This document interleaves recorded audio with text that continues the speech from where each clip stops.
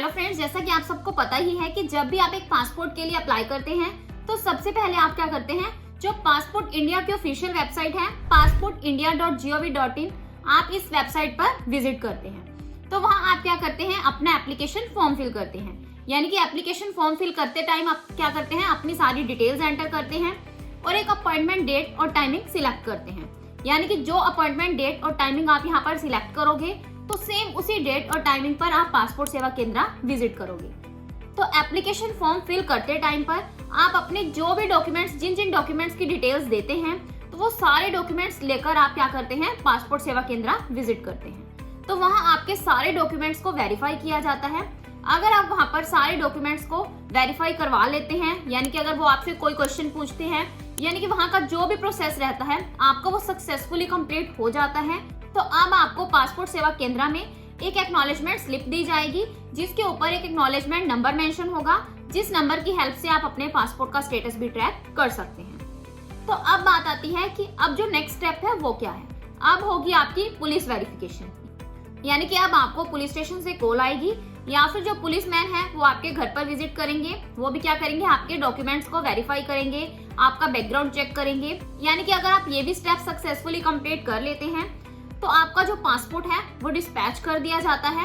और अगर आप इंडिया में रहते हैं तो जो पासपोर्ट है वो डिस्पैच होने के 2 से 3 दिन के अंदर अंदर आपके घर तक डिलीवर कर दिया जाता है।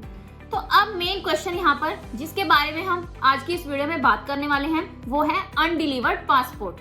यानी कि जैसे ही आपका पासपोर्ट डिस्पैच हुआ और आपके घर की तरफ आपके पासपोर्ट को स्पीड पोस्ट की तरफ से पहुंचाया गया, तो आप घर पर अवेलेबल नहीं हैं, तो जो आपके घर पर पासपोर्ट देने के लिए पोस्टमैन आता है तो वो आपको फोन कॉल भी करता है, बट आप उसका भी कोई रिप्लाई नहीं करते।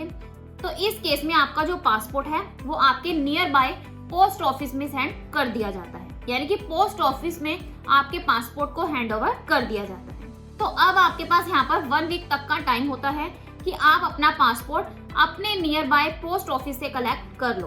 बट अगर आप 1 वीक के अंदर अंदर भी अपना पासपोर्ट कलेक्ट नहीं कर पाते तो जो आपका पासपोर्ट है तो वो वापस से आपके आरपीओ में भेज दिया जाता है। तो आरपीओ क्या है, regional passport office.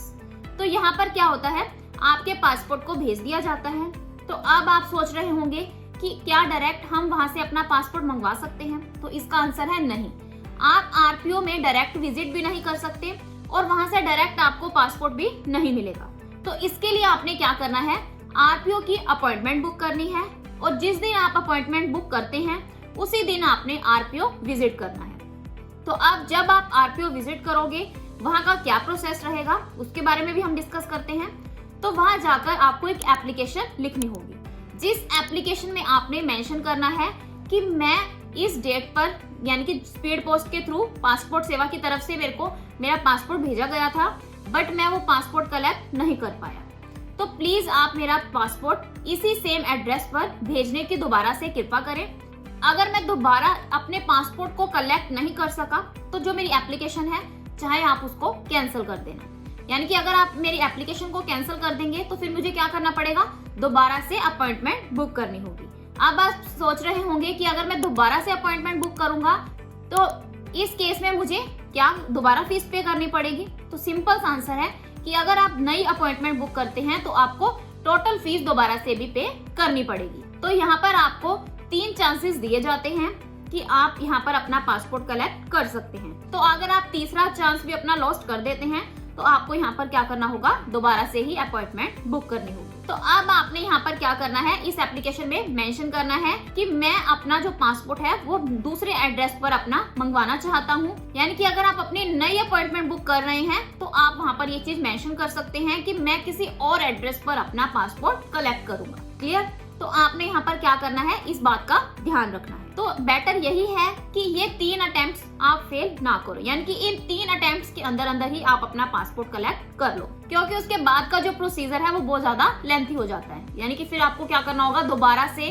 Same passport India की ऑफिशियल वेबसाइट पर विजिट करना होगा, अपना एप्लीकेशन फॉर्म फिल करना होगा, अपनी सारी डिटेल्स एंटर करनी होगी, दोबारा से आपको फीस पे करनी होगी। तो इसलिए यही बेटर है कि आप क्या करो, इन जो 3 अटेम्प्ट्स आपको दिए जाते हैं उन तीनों अटेम्प्ट्स के अंदर अंदर ही आप अपना पासपोर्ट कलेक्ट कर लो। तो इसका मैं आपको एक और सोल्यूशन बता देती हूँ कि जब आप जिस दिन आपकी अपॉइंटमेंट होती है, आप पासपोर्ट सेवा केंद्र विजिट करते हैं, तो वहां पर आपको एक एक्नॉलेजमेंट स्लिप दी जाती है और उसके ऊपर एक एक्नॉलेजमेंट नंबर भी मेंशन होता है। तो आपने क्या करना है, उस नंबर की हेल्प से अपने पासपोर्ट का स्टेटस ट्रैक करते रहना है। और अगर आपको लग रहा है कि 1-2 दिन में आपका पासपोर्ट आपको सेंड कर दिया जाएगा, तो आपने उन दिनों अपने घर ही रहना है और अपने मोबाइल फोन को भी ऑन रखना है। तो यानी कि जो भी अपडेट्स आपको पासपोर्ट सेवा केंद्र की तरफ से आएंगे, तो आप उनको रिसीव करते रहें। तो इसलिए बेटर है कि आपने क्या करना है, अपने पासपोर्ट का स्टेटस ट्रैक करते रहना है। तो अब बात आती है कि पासपोर्ट का स्टेटस कैसे ट्रैक करना है। तो इसके लिए भी आपने क्या करना है, पासपोर्ट इंडिया की जो ऑफिशियल वेबसाइट है passportindia.gov.in, आपने इसी साइट पर विजिट करना है और वहां आपको एक ऑप्शन मिल जाएगा ट्रैक एप्लीकेशन स्टेटस। तो आपने उसी ऑप्शन पर क्लिक करना है और वहां पर अपना एक्नॉलेजमेंट नंबर मेंशन करना है और आपने सबमिट के ऑप्शन पर क्लिक कर देना है। तो इतना करने के बाद आपको आपके पासपोर्ट का जो स्टेटस है वो क्लियरली शो हो जाएगा।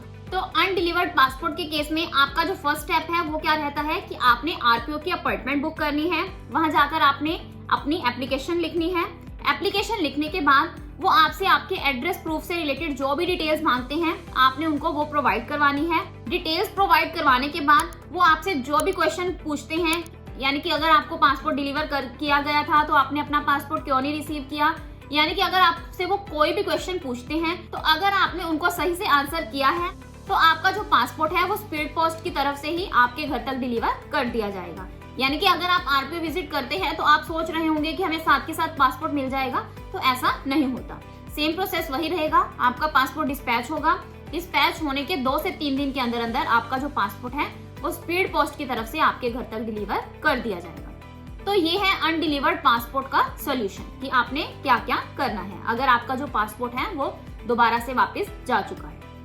आई होप आपके सारे डाउट्स क्लियर होंगे। अगर आपको पासपोर्ट से जुड़ा कोई भी डाउट है तो आप कमेंट सेक्शन में पूछ सकते हैं। So this is the end of my video. अगर आपको मेरी वीडियो अच्छी लगी हो तो प्लीज मेरी वीडियो को लाइक करें और मेरे चैनल को सब्सक्राइब करें।